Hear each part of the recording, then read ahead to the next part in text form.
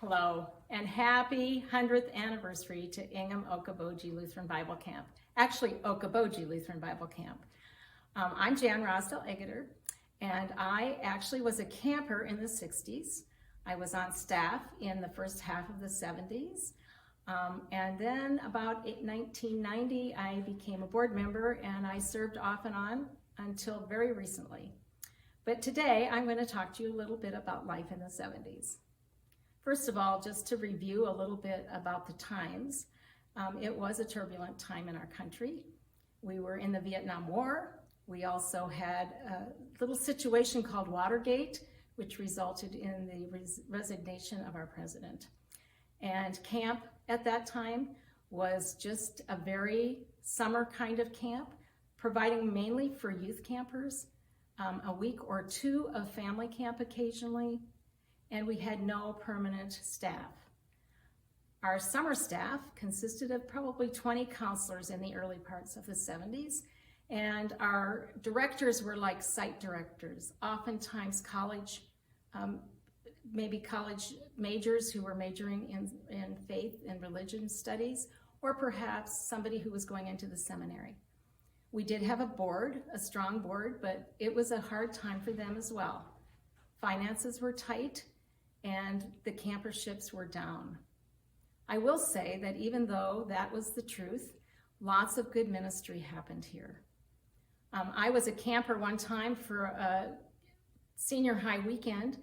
There were 4 of us, me and 3 guys. And I spent my weekend with the counselors, and I learned so much from them. It was a very faith-building opportunity for me. We are sitting in the Thompson Center right now. And this actually was a project that was completed at the end of the 70s.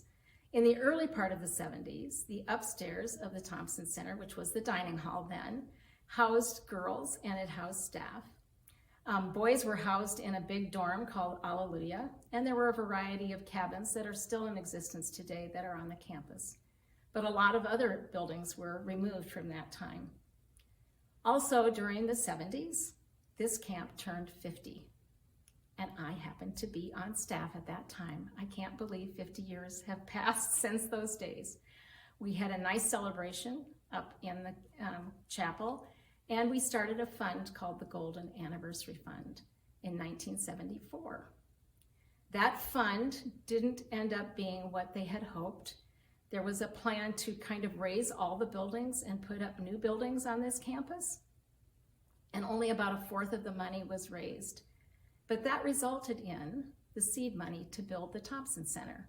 So an office was added, a gymnasium was added, a meeting room was added, and a lot of the improvements that you enjoy today were part of that fund. Just to give you an idea about what it was like to be on camp as a staffer then, we started our day like most camps do, actually around the flagpole. Then we went to a chapel. And during that time, there was an inspection of our cabins. We had to have certain cleaning standards. And so that was part of our award ceremony at noon as who got the cleanest cabin award. Also, of course, there were Bible studies, recreation. We had a recreation hall then that we did a lot of activities in, campfires, the usual things that go along with camp. But I have 3 things in particular that I want to share with you. Because of it being turbulent times, The camp went together with Lakeside Lutheran Bible Camp, or Lutheran Lakeside Camp, under one director. And we shared some staff. Most of the Okoboji kids stayed here most of the time, but we also had to rent the camp out to make ends meet. We had 2 weeks of cheerleaders come through Iowa State University. They were high school kids who were being trained by Iowa State cheerleaders. And those weeks were crazy weeks here at camp. Those kids came loaded with luggage. They had curling irons, they had blow dryers, they had makeup mirrors, and these cabins were not equipped to handle the kind of electrical surges that went on. We were running around fixing switches that were blown all over the camp. We were in the dark a lot of the time. The cheerleaders were all over the hillsides, doing their practicing and their competition and getting ready for their evening activities. And it wasn't the best time for our neighbors.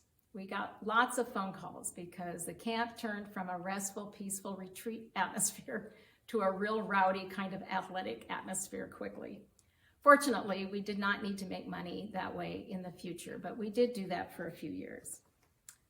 Another memory that I have that was a meaningful memory was up in the chapel. Jesus Christ Superstar, the musical, was very popular in the early 70s. And Al Hansen, who now is a pastor, retired, was a pianist on our staff, and he was very, very talented. And he would just almost bring us to tears listening to the music as he performed from Jesus Christ Superstar. After one real emotional performance at an evening service, we went up to the piano later and it was covered with blood. It was so awesome and kind of freaky that we were all just dumbstruck. And then we found out that the keys on the piano were old, the ivories were chipped, and Alan had cut the tips of his fingers. And as he played, he squirted out blood on the keyboard. But it kind of brought to our attention the sacrifice of the shedding of the blood that Christ made on the cross.